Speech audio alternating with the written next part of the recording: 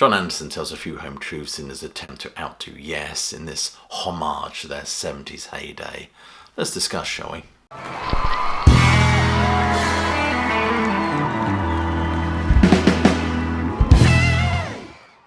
Jon Anderson releases a collection of songs that hugs the corners of 70s Yes, according to classic rock. His voice still trills away worryingly, in the upper echelons of proggy whimsy, and I say worryingly because this certainly must cause some consternation in the current Yes camp. As a listener, one is beguiled by the ethereal flurries of Shine On and True Messenger, as the Band of Geeks' MO here seems to be to hover perilously close to the edge in terms of the production of this wonderful non-Yes album. This is Jon Anderson does Yes with just the right level of mimicry and mutability, according to one reviewer.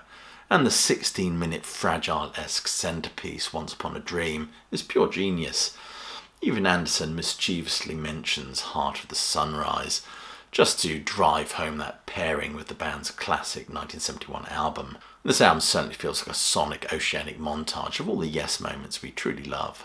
Jon Anderson said of this album, "You're going to enjoy it. It's called True.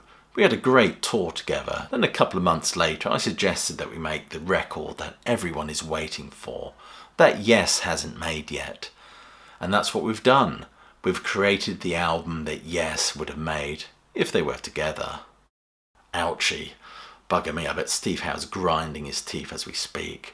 The album Yes would have made if they were together, suggesting Yes are no longer together, and clearly dismissing the current lineup of this band, and trolling Steve Howe in one fell swoop. The album is a bold statement, and after ARW, Anderson is clearly not reticent when it comes to capitalising on the Yes name in a series of offshoot bands. But this record does feel, as well as utterly joyous for Yes fans, it does feel like a bit of a poke in the eye to the band that currently sports the Yes moniker. In their defence, I thought Mirror to the Sky wasn't half bad. It would have been better if Jeff Downes had remembered to plug his rig in, though. There are certainly lots of Wakeman-esque moments on this album that will have fans of the classic Yes lineup frothing at the gills. Steve Howe, I think, will have to roll up his sleeves to produce 4 sides of magnificence, return to topographic oceans, because things have just gotten personal. Anderson says the inspiration for this video came from the chemistry between himself and the Band of Geeks, and especially as a most excellent video surfaced of them performing Heart of the Sunrise together.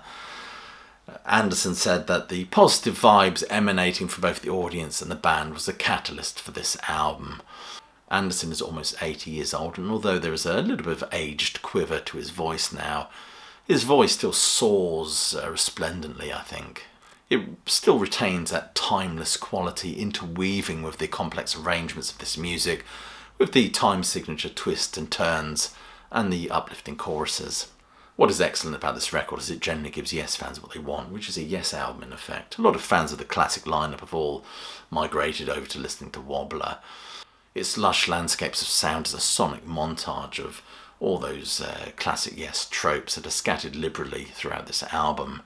But the quality is consistently high here, and there's a nice balance struck between originality and that classic Yes music that we're all here for. Overall, the catalogue is mined delightfully and delivered with aplomb. So let's think about the songs on this album. True Messenger is a heavy prog rock number. It's a perfect album opener as well. Full of punchy rhythms and tempo changes and delightful soloing, has to be said. The song lays out the theme of the idea behind this record called True, which is the obviously polar opposite to that which is false, of course, that which is not real. I wonder where he's going with this. Shine On is fabulous. As an introduction, that's straight from the Yes songbook. It certainly has a fragile vibe to this, as well as a slither of James Brown, I think. It has an upbeat, spiritual, hallelujah of progness vibe about it, although I think it speaks more of 80s Yes than Sound Chaser. Counties and Countries is certainly an opus. It's an overture of progtastic moments. Can't believe I used the word progtastic, dreadful. Gorgeous mix of synth and guitar phrasing which platforms the anthemic melody of this one. And lovely acoustic-backed passages as well, and some excellent soloing.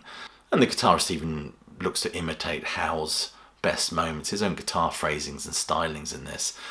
Some delightful classical guitar flourishes as well. I love the moment, about 4 minutes too, which is definitely a reference to Close to the Edge, I think. That's before we get some wonderful Wakeman-esque pyrotechnics on the old keyboard.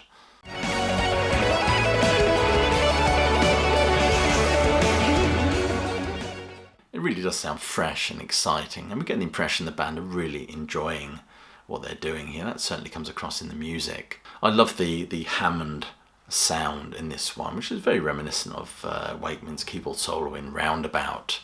And check out the excellent keyboard work at the very end of this track. It's absolutely fabulous.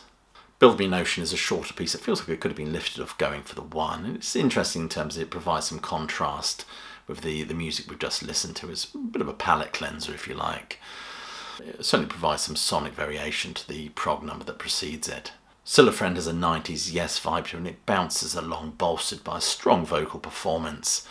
It does sound like ladder era Yes, which some might say is a bit of a climb. And the track To Be Alive, specifically on that album, seems to be referenced cheekily here. Make It Right is a slow build built around this acoustic strumming. Some excellent soloing on this one.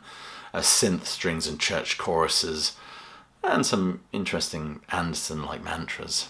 Realisation Part 2 has a distinctly churchy feel to it, with its message of universal joy. There's a bit of a kumbaya feel with bongos. Certainly has all the joyous dazzle and glare of a Jon Anderson number. Once Upon a Dream is the highlight of this album, with its opener obviously a nod to the revealing science of God, I think. I know I use this phrase quite a lot in this video, but we're treated to this montage of yesness with this one. It's a beautifully crafted number. The melodic thrust of this ties holds all the separate parts together, and does so beautifully in this moment of yesness. Jon Anderson sounds otherworldly due to the multi-tracking on his voice, and there's some delightful guitar colourings on here as well. And it all ends up with Thank God, which is very much in keeping with the overall mood of the record. A gentle, reflective number on the nature of love and joy. And what about that cover? What can we say about that cover? It seems to be a triumph of Photoshop, I think. My word, I bet Roger Dean is sweating looking at this one. I have to say this is an all-out, unashamed prog album that adorns a multicoloured coat of Yes, from the ladder all the way back to the early 70s. Some might say it's derivative, but it's exactly what we're all yearning for, I think. However, there seems to be a subtext to this album. That subtext is aimed squarely at the current incarnation of Yes, and that is, this is what a Yes album should sound like. Anyway, you've been watching a video by Classic Album Review. If you've enjoyed this video, please do share it. I'll urge you to click like and subscribe and check that notification bell, so as Steven Tyler sings, so you don't miss a thing. And check some of the links below this video for ways you can support the sterling work done at the channel. It's always much appreciated. Become a Patreon, why not? There's a fine body of work on there now. We're building a classic rock community over there. Anyway, I'll leave you with my closing salvo, which is hope you're well, staying safe, and of course that you keep listening.